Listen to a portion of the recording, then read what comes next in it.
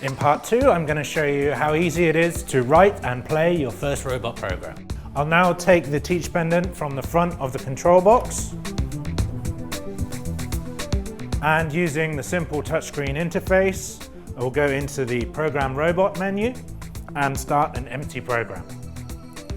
Now I press the Structure tab and then the Move button. This adds a move command and a waypoint into my program. The waypoint stores the target position for the robot. The move command tells the robot how to get to that position. For example, what sort of path to take and how fast to move. So now I'm going to save my first target position or waypoint into the program.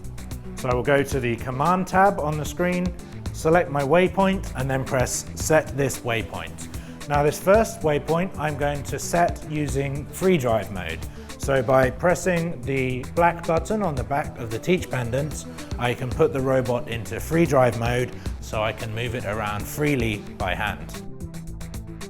Once I've moved the robot into the position that I want, I can press OK, and the robot will then remember this position and we can move back to this position again. This is a very straightforward, simple programming method that practically anyone can learn. It doesn't require much special training, so you can cut down your implementation times and training costs. Now, to save my second position in the robot program, I'm going to press the Add Waypoint After button and then set this waypoint again. Once again, I'll use free drive mode by pushing this button to move the robot roughly into position. And then I'm going to use the arrows on the touchscreen to make some fine adjustments to that position. Additionally, for even finer control, I can type in an exact target position into these boxes on the screen here. So while I can do rough movements with free drive mode, I can make fine adjustments using the touchscreen here.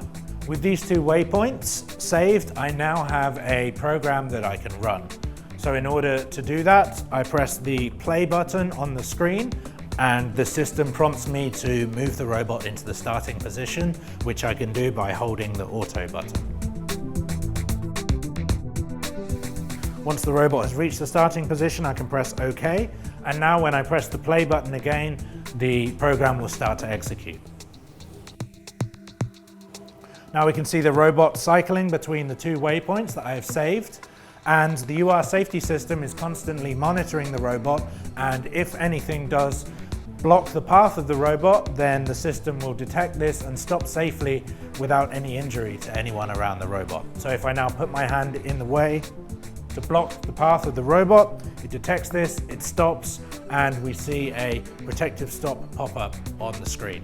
We have 15 configurable safety functions in the system, and in the next part we'll look at how we can configure these.